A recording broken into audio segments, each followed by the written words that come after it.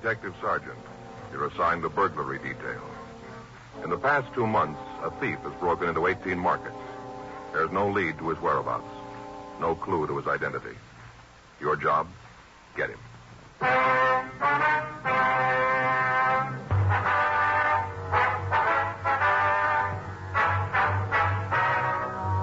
Dragnet, the documented drama of an actual crime. For the next 30 minutes, in cooperation with the Los Angeles Police Department, you will travel step by step on the side of the law through an actual case transcribed from official police files. From beginning to end, from crime to punishment, Dragnet is the story of your police force in action.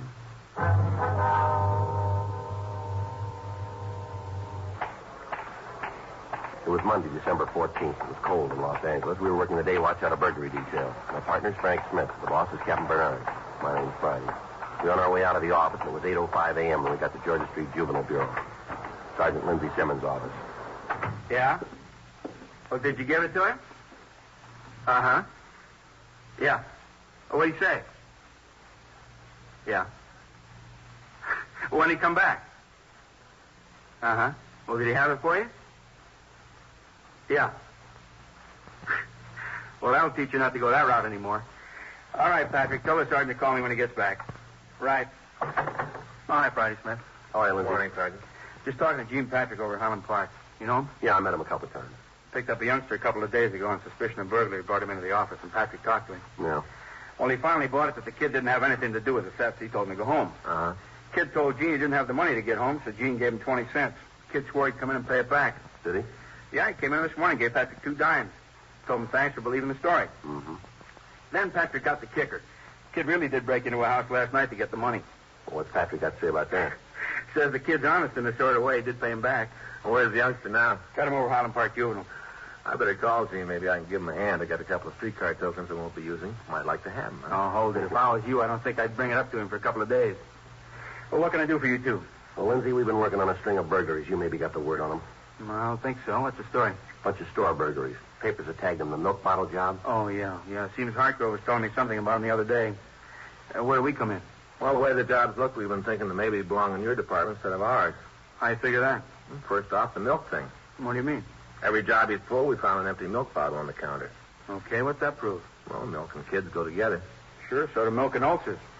Maybe a thief's got the bull horrors when he gets into the store. No, Lindsay, there's another thing. The way he prowls the places. All he takes is petty cash. Just a couple of bucks outside. Candy, cigarettes, nothing big. Some of the places he's gone into, you could open the safe with a pocket knife, and he hasn't even made a move toward him. Maybe he's a kleptomaniac. Got a lot of them on the books. Maybe that's the way he gets his kick. Oh, it's a nice try, Lindsay. If you know anybody that can climb through a 14 by 10-inch hole, you trot him up and we'll talk to him. Okay, I haven't got the names on my desk, but you take a trip to Santa Anita, you'll meet a lot of them. Jockeys. You guys know we'll go along with you on this thing, anything we can do, but until we're sure that there's a juvenile involved, there's nothing we can do. Anything turns up, we'll be sure to turn it over to you. Now, look, we're not trying to palm this thing off on you, Lindsay. We've had the stats office make so many runs on small adults that the cards are wearing out.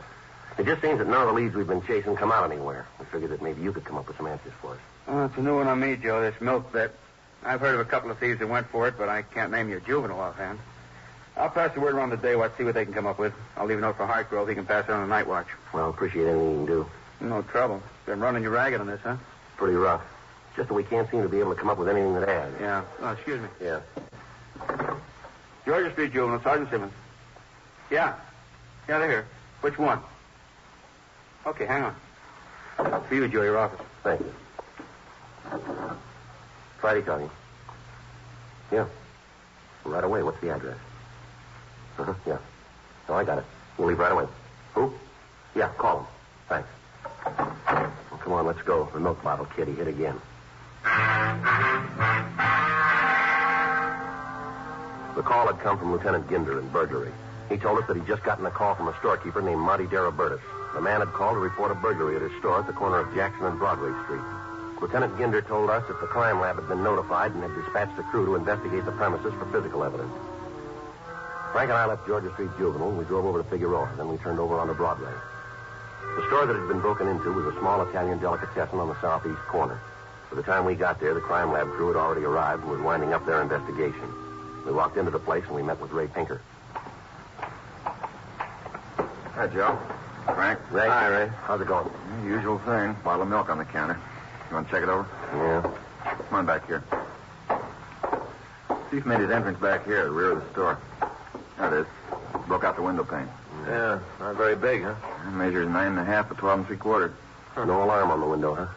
Yeah, you can see the wires here. Take a look. Oh, yeah. How come the alarm didn't go off? I talked to the owner. He said he's had trouble with the alarm system the last couple of weeks. Called the company and asked them to fix it. Mm-hmm. He thought it was okay. Guess there's something wrong someplace. Didn't work last night. What kind of alarm was it, Ray? Outside on the building. You know the kind. Yeah. What did he take this time, Ray? Usual run of stuff. According to the owner, there are about 4 cartons of cigarettes missing, several boxes of candy. Can't be absolutely sure. So he's got to check his stock. Be better if you talk to him on that. Yeah, we will. We'll catch him later. Want to wait a minute? I'll check and see how the boys are doing on the prints. Have them check the counter and the milk bottle. Fine, thanks, Ray. Be right back. Bye. I wonder when we're going to blow the whistle on this guy. I don't know. Can't do it fast enough for me. I'm with you. Hey, Joe. Look at this. Yeah, I'd like to get a couple of those before we leave. What are you talking about? Salami, Joe. Those right there, the hard Italian kind. See, right there? Yeah. I remember last summer I was up in San Francisco. Yeah, I remember. Went up there to pick up a prisoner. Remember you were collecting days off? Yeah, I recall. I had 100 of them coming. Yeah, pretty funny. Anyway, I met Dan Shelley up there. You mean the Irish tenor? Yeah, he and I went down to Cookie's bar for lunch. Cookie had some of this salami. Sliced it like paper. You could almost read through it. Oh, that's the way it's supposed to be. I know, Joe. Anyway, Cookie sliced up a bunch of it, served it with cold cracked crab. Boy, I never tasted anything so good in my life. Don't you ever read the newspaper through sliced salami? Yeah? Oh, I never have. Have you? All the time. Just the funnies. Well, anyway, Faye's tried to find them for me. Salami like this. Brought home all kind of things, but she's never found the right kind. You know, they'd be hard enough to pound tacks with when she got them home.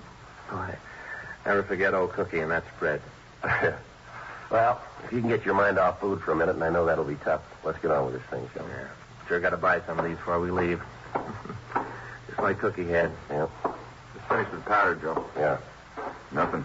Whoever it was drank the milk. He took the bottle out of the refrigeration compartment. Bottle sweated, and there isn't a print on it we can lift. Too bad. None of them any place, huh? Yeah, we've gone over the place from top to bottom. So there, we can't find them. It's not much help, is it? Came up with one thing. Maybe you can make something out of it. What's that? Outside the window in the back parking lot. Came up with an open package of cigarettes. Don't know if it belonged to the thief. Anything on it? No. Fog last night ruined any prints that were on it. Boys have got it if you want it. Yeah. Well, we'll take a look at it. Looks like everything's against us, huh? Another blank. Don't envy you guys trying to break this one.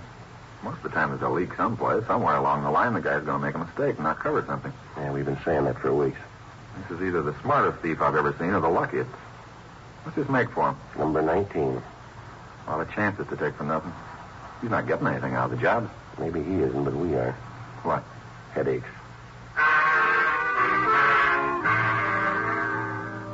9:38 a.m. We talked to the victim. He told us that as near as he could figure, there was approximately $4 stolen from the store. He went on to say that he'd ascertained that 5 cartons of cigarettes and several boxes of candy bars were taken. He was unable to tell us if any other merchandise was taken until he'd made a complete inventory. He went on to tell us that there was over $600 in the safe, but that as far as he could tell, there'd been no attempt to break into it. We made a canvass of the neighborhood and talked with the neighbors. None of them recalled having seen any suspicious people in the neighborhood the night before. None of them had seen any suspicious automobiles in the area. The one thing that was apparent was that the thief was working in a definite pattern. He worked only on Friday and Saturday nights, always between 8 p.m. and 12 midnight. Frank and I met with Captain Bernard, and it was decided that we would maintain a rolling stakeout in the area in which the suspect operated. 4 other cars from Metro Reserves were assigned to work with us. For the next 5 nights, we worked without result. It was slow and tedious, but considering the lack of information on the thief, it was the only way we had left. We had to be on or near the scene when the thief struck again. Saturday night, December 19th, Frank and I met and drove out to the area. The streets were crowded with early Christmas shoppers. I'll sure be glad when it's over. Why? What's the matter? How many rooms in your apartment, Joe? 3. You know that. You've been there. Yeah. Well, that won't be enough room. What are you talking about? Faye? What's Faye got to do with this? Hack, Joe. Real hack. Why? What's the matter? I got up this morning. I felt great. Faye's got breakfast on the table. All nice. A couple eggs, little pig sausages. Nice, you know. Yeah. I come down to the table. She's got the food on, and I hit her with it.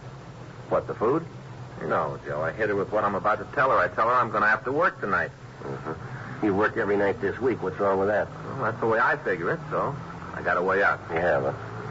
Today is Faye's birthday. Well, you didn't tell me. It's not good to tell people, Joe. Oh, it isn't? No. Faye's over 30. Yeah. I kind of figured that. Don't you get it?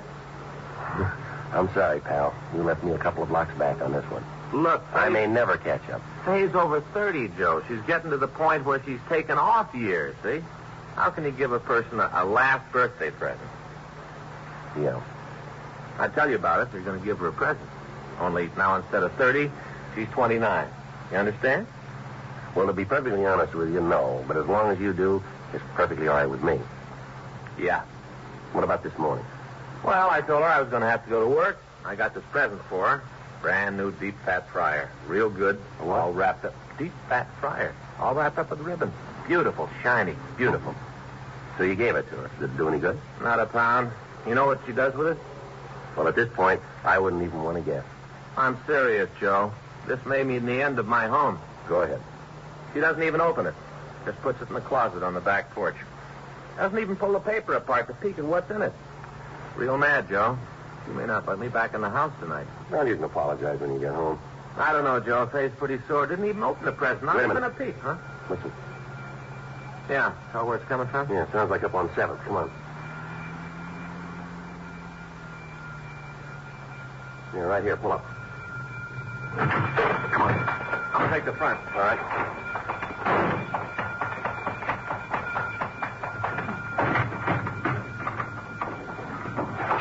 Hey, hold it up there. Police officer, stop or I'll shoot. Frank, come around your way. Okay. Take it easy. You go ahead and shoot. Go on and kill me. Go ahead and shoot me. It doesn't matter anymore. Go Everything on. all right? Yeah. Just a kid, Joe. We'll see. What are you doing in the store, son? What do you think I'm doing? He asked you a question, son. Pretty stupid. What do you think I was doing? How many stores you broken into, son? Figure it out for yourself. Look, what do you got a chip on your shoulder You're for? big guys. Don't give me a lot of conversation. Do what you want to do. All right, boy, you called it. Come on.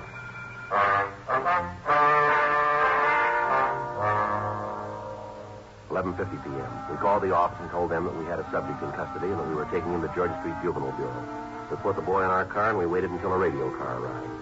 We asked the officers to notify the owner of the store and stand by until he got there. We also asked that they make a 459 report. 11:55 p.m. We started to take the youngster to the Juvenile Bureau. What's your name, son? What difference does it make? Acting like that isn't going to help you. You guys picked me up, remember? You worry about it. I got nothing to be afraid Oh, of. yes, you have, boy. You could have been shot back there. Maybe you should have pulled the trigger. Look, son, what's the matter with you? Why are you acting like this? You just got real lucky back there. That's the only reason you're alive now. It was dark in there. As far as I could tell, you were an adult. You didn't stop when I told you to. Now, according to the book, I could have shot you. You know that, don't you? Killing the kid. That'll make you a big man. No, I'm just bringing it up to prove a point. Save it. Now, look, son. I'm going to tell you something. When you break into a place at night, you're not a kid anymore. You're asking for trouble. You got both your pockets full of it. The way you work tonight makes us think you're mixed up in a lot more thefts than just tonight. That right? You ever been arrested before? No. Never been in trouble with the law, huh? Sure. I'm a real criminal. I got a ticket once for riding my bike through a boulevard stop. Radio car stopped me and tagged me. Big deal. But they're going to send me to San Quentin. Maybe you can give me the gas change. How old are you? What difference does that make? How old are you? You figure it. All right, you look like you're about 11 to me. That's what everybody thinks. I'll be 15 my next birthday. Don't kid us, son. It's the truth. 15. That's what I'll be. 15. When were you born? 1939, November 2nd. You're small for your age, aren't you? Why do you say that? Aren't you? It's got nothing to do with it. Nothing at all. I can do anything any other kid can do. Anything. Don't you forget that. What's the matter with you? Is that a sore point with you? Huh? Your size, is that a sore point? There's nothing wrong with my size. Doctor says that I'm all right. Just that some people aren't meant to be as big as others, that's all. There's nothing wrong with me. Now, come on, son. What's your name? Now, look, you know we're going to find out. How are you going to find out? We will. Now, why don't you save us all a lot of time and tell us the truth here? Be better if you did. If I do tell you. You going to put it in the papers? What? I tell you, there are going to be a lot of reporters around. My name's going to get in the papers? Not from us. Can't tell you then. You mean if there's no reporters around, you aren't going to tell us your name? Is that it? That's the way it is. It's kind of funny, isn't it? Maybe that's the way it looks to you. Where do you live? Can't tell you that either. But you got things all wrong, son. It isn't what you want to tell us. That's got nothing to do with it. You're going to tell us what we want to know sooner or later. Where are we going? Georgia Street. That's where the jail is. Why do you ask that? Because I want to know. Yeah, there's a jail there. Reporters? What? There are going to be reporters there. What is this thing with reporters and you? What's this all about? Reporters put your name in the papers, don't they? Sometimes. Well, you get the reporters all lined up. You get them from all the papers. You have them there, and I'll tell you all about it, the whole story. You just get the reporters and the photographers. Be sure about them, because I want some pictures, too. Well, look, let me get this straight. What? You say you aren't going to give us any information without the press being there. Is that right? That's the way it's going to be. Well, you got it wrong, boy. What? Doesn't make any difference who's there. You're going to come around. Yeah. We'll find out.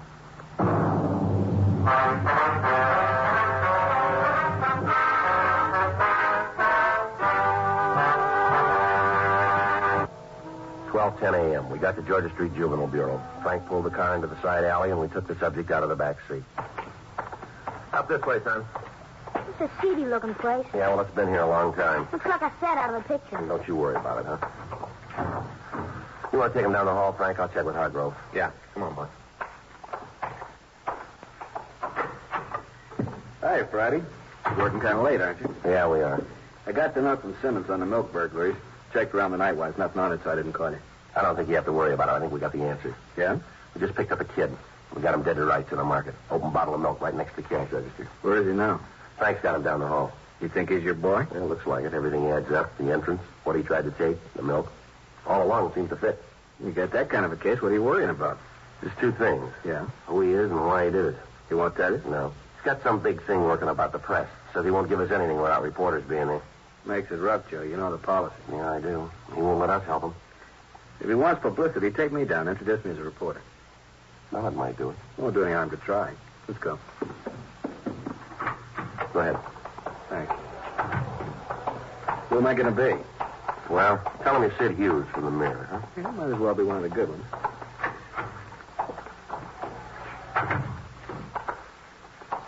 Son, you wanted to talk to somebody from the papers. It's against the policy, but we swung it for you. This is Sid Hughes from the Mirror. Hi. You the fellow that held that guy on the phone in Baltimore? Yeah. Great. I read all about it. You gonna write me up like that? I hope not, son. There were 2 men killed in that operation. I read all the stories. Everybody did. That's how I mean for you to write me up. With a picture. What makes you think you got it coming? You break into one store and try to steal a couple of cartons of cigarettes. That doesn't make the first page. One store? I got into 19 of them. 19 before they caught me. That's important, isn't it? That's a story. I don't know. Might be. A couple of things we better get straightened out here. First off, what's your name? Better get your notebook out. Be able to take all this down. Don't worry about it, son. You just answer the questions. I'll get it. Yeah. Okay. My name's Elroy Graham. That's ELROYGRAHAM. Yeah. How old are you? I told you once, almost 15. You said you'd broken into 19 stores. Is that right? Yeah, 19. Might have made it more, but something went wrong tonight. Had trouble with the burglar alarm. Thought I'd turned it off. Bad mistake. He's still working if it wasn't for that. Guess it only takes one, though, huh, Mr. Hughes? Yeah, I guess so. You want to tell us why you did it? What? You had to have a reason for committing these robberies. You want to tell us what it was? Sure. Good reason. Real good. All right, tell us. Well, you see, I always had trouble at school. Never seemed to quite make it. All the guys liked me. They all did. All the girls do, too. Got girls calling me almost every night asking me to take them to dances, stuff like that. I don't go much for stuff like that. You can understand, can't you, Mr. Hughes? Go ahead, Elroy. Well, they wanted me for all the teams, football, basketball. All the time asking me to play. But I figure if you want to get ahead in the world, you got to have an aim. Someplace where you want to get. Figure out that. Work for it, and you're going to get there. Don't you find that true, Mr. Hughes? Go ahead. That's the way it was with me. All the time turned down offers to be on some team. Telling some girl I couldn't take her to a dance. Just didn't have the time. Somehow I just couldn't make it. You can understand it. You've been around. You know all the successful kind of people. You write something and a lot of people read it. You know what I mean. Don't you? Well, what's the matter? Something wrong? I'm trying to tell you what happened. I'm giving it to you straight. What's the matter? Now you want to tell us the truth, Elroy. What? I don't know why you're trying to sell us this line, boy. It isn't necessary. I don't know why you did what you did, but I do know you had a reason for it. Now, that's all we want to know, just the reason. You don't believe me? Afraid not. How about you, No, son, I don't. Mr. Hughes? No. Can't even lie right. Can't even tell a lie good. All my life I've been trying to be like other kids. All the time getting beat up, getting left out of things. You know why? Do you know? Go ahead, son. Big reason. Biggest reason in the world. Because I'm almost 15 years old. I'm 4 feet 7 inches tall. 4 feet 7. Weight 97 pounds. That ain't very big. Not big enough. All the time, other kids shoving you around. All the time you're the joke. Gets to the time when you figure it's easy to laugh, too. Because if you don't, some kid's going to beat you up. Gets to the point where you don't care anymore. I used to clip out those coupons and send them in. Get the books back on how to build myself up. Worked at it. Didn't do nothing for me. I was still 4 feet 7 and weighed 97 pounds. All the stuff I took didn't do no good.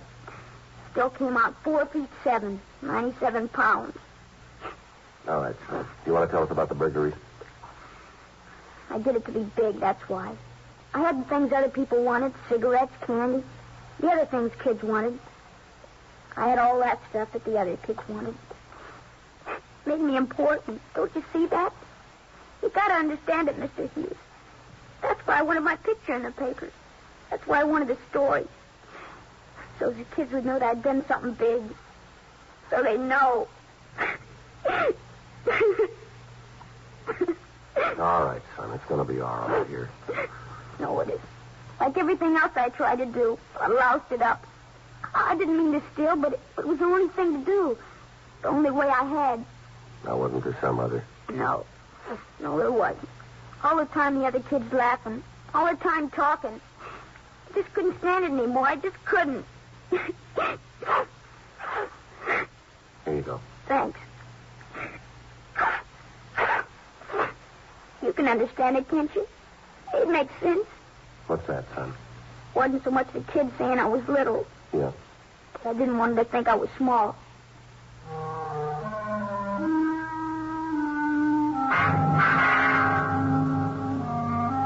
12:36 a.m. We contacted the parents of the Graham boy and asked them to come down to the station. We talked to them for an hour and tried to fill them in. In view of the fact that the parents of the subject were responsible persons, the boy was booked for violation of Section 459 PC, delinquent. And he was released to his parents pending his hearing in juvenile court. 5 days passed and we heard nothing from the boy. On December 24th, Frank and I checked into the office. Friday? Yeah, Earl. Kid in the back wants to see you and Smith. Okay, thank you.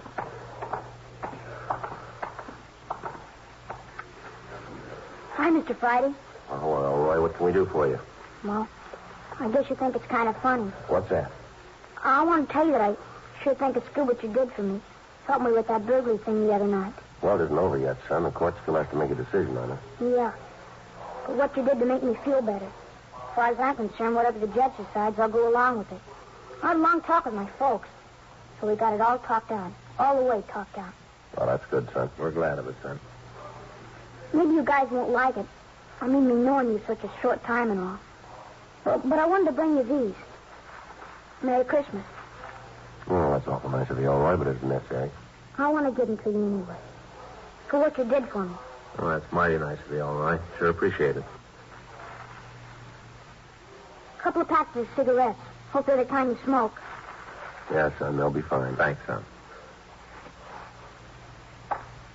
Well, you guys around, huh? Yeah, sure, son. Just one more thing, Sergeant. Yeah, son? Just thought you'd like to know. Yeah, what's that? I didn't steal those.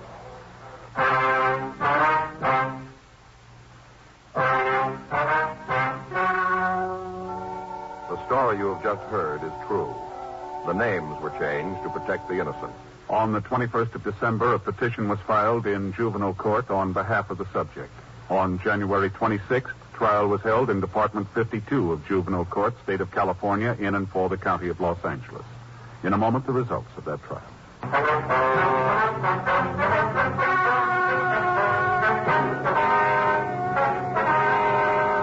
Elroy Merton Graham appeared before the juvenile court where he admitted the alleged burglaries.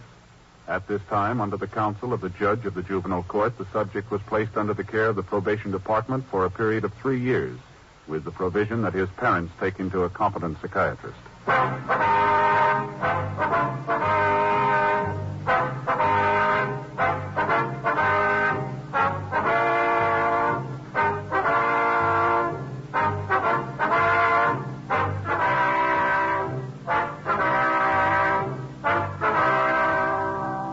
You You have just heard Dragnet, a series of authentic cases from official files.